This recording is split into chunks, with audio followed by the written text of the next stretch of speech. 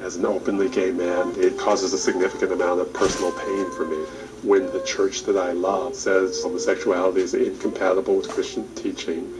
Is just fundamentally unfair and untrue. And the fruit of the Spirit will come back to you.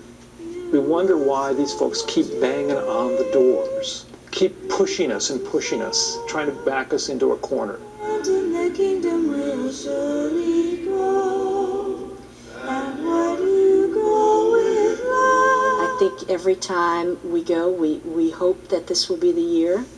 You want to believe that people will do the right thing. You know, you want to believe that, of course, the church will step up. San Francisco pastor Karen Oliveto, Berkeley Divinity professor Randall Miller, and Bakersfield pastor Richard Thompson are heading toward a showdown. They will join United Methodists from around the world for a convention in Tampa, Florida, where the church will decide whether it still holds that homosexuality is a sin.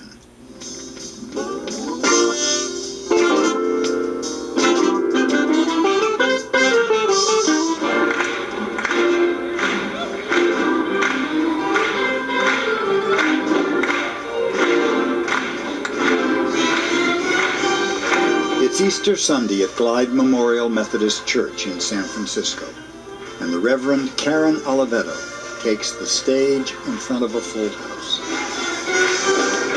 For almost 50 years, this church has been a place of unconditional love and unconditional acceptance. Oliveto has an unusual mix of churchgoers in her congregation. Gay, lesbian, large trans population, people of different colors and ethnicities, people of different faith backgrounds. It is powerful to be here on a Sunday morning and see that diversity lived out so boldly. Oliveto belongs to a national network of progressive Methodists who want to change church doctrine that says homosexuality is a sin. Happy Easter! They would like to see the church ordain gay and lesbian ministers and perform same-sex marriages.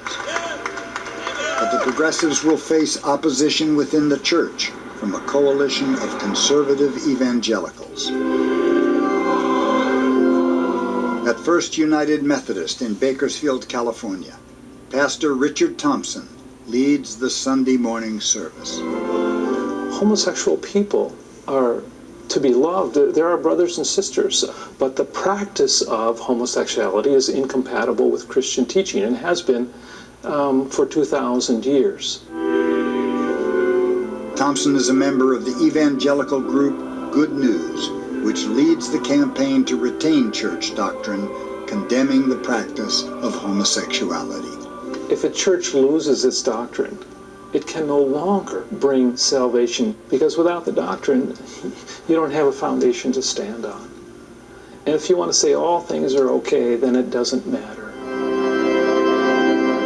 Christ is risen. He is risen indeed. Amen. While evangelical Methodists like Richard Thompson argue that the church's stance on homosexuality is necessary for its survival, that belief is being challenged not just in progressive churches, but even in some divinity schools. The story of Sodom is often used as a key text. Randall Miller teaches at the Pacific School of Religion in Berkeley. Condemnation of homosexuality. The folks in the story are heterosexual men. I teach the introduction to Christian ethics class, and one of the fundamental issues that we talk about is human sexuality. How is it that the Jesus movement became transformed into the church as sex beliefs? Most of them know that the issue of gay and lesbian inclusion is an ongoing issue in most churches and most denominations, and it is one of the sharpest conflicts that they probably will ever be engaged in. Protestants, at least within the mainline Protestant tradition. He believes that Methodists can embrace homosexuality as other mainline Protestant churches already have. In the Christian tradition, there is only one God. So obviously, God did create Adam and Eve and Adam and Steve. This theological dispute dividing United Methodists will come to a head in Tampa when both sides clash at their big convention.